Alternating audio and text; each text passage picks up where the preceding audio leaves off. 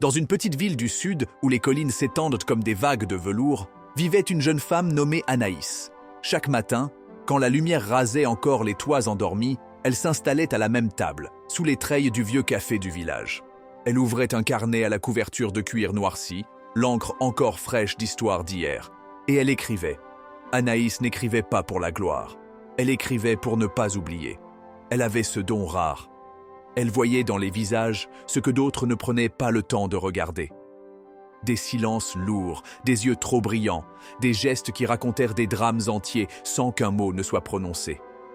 Un matin de septembre, alors que le vent tiède portait encore l'odeur du figuier, un vieil homme entra. Il n'était jamais venu ici auparavant. Il marchait lentement, ses mains tremblaient légèrement. Il tenait un vieux cadre contre sa poitrine, comme un secret trop longtemps gardé. Il s'assit sans un mot. Anaïs leva les yeux, intriguée. Il posa doucement le cadre sur la table. À l'intérieur, une photographie noir et blanc. Une femme, belle, inoubliable. Elle s'appelait Héloïse, dit-il simplement, la voix rauque.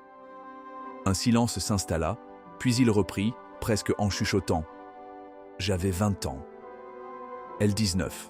Elle aimait danser pieds nus dans les prés, lire à voix haute des poèmes qu'elle inventait et manger des cerises en grimaçant quand elles étaient trop acides. Il sourit, un sourire fissuré par les années, mais sincère. Anaïs referma doucement son carnet.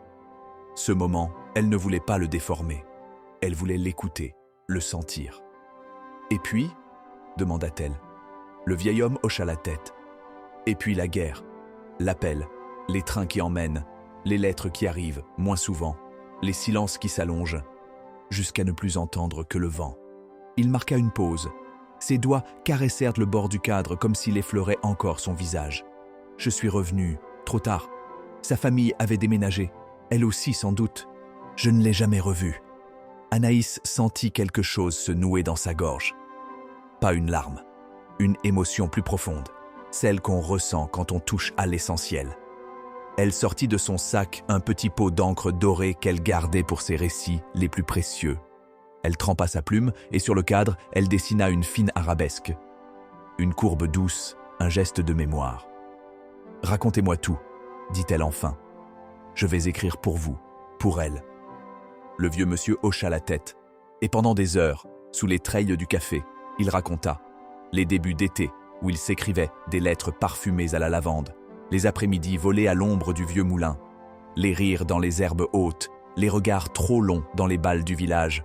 Il raconta l'amour vrai, celui qui ne se dit pas toujours, mais se sent, jusque dans le silence. Anaïs écrivait, chaque mot devenait un fil doré. Elle écrivait comme on peint un souvenir. Elle décrivait la robe à pois d'Héloïse, le timbre chaud de sa voix, ses doigts tachés d'encre, ses rêves de devenir peintre ou poétesse. Elle racontait les étés suspendus, les promesses chuchotées, les espoirs brisés par le fracas du monde. Lorsque le soleil commença à décliner, elle referma son carnet. Elle avait tout noté. Le battement d'un cœur qu'on croyait oublié. Elle tendit les pages au vieil homme. Il les lut lentement, en silence. Et lorsqu'il referma la dernière page, une larme coula, discrète, le long de sa joue. « Merci », murmura-t-il. « Vous avez fait revivre Héloïse. Elle était là, avec moi, pendant que je vous parlais. » Il se leva, remercia d'un regard, puis repartit, le cadre toujours contre son cœur, mais allégé, comme si le poids du passé s'était transformé en lumière. Anaïs resta seule à sa table. Le carnet encore tiède dans ses mains. Elle comprit alors que chaque personne, même silencieuse, même oubliée par le monde, porte une histoire, et qu'il suffit d'une oreille attentive, d'un peu d'encre et de lumière pour lui redonner vie. Depuis ce jour, elle n'écrivit plus seulement pour elle. Elle écrivit pour eux, pour tous ceux qu'on n'écoute plus, pour ceux dont la voix s'est effacée dans le bruit du monde. Parce qu'au fond, chaque vie mérite d'être racontée, et que parfois, il suffit d'une plume pour ramener un amour à la vie.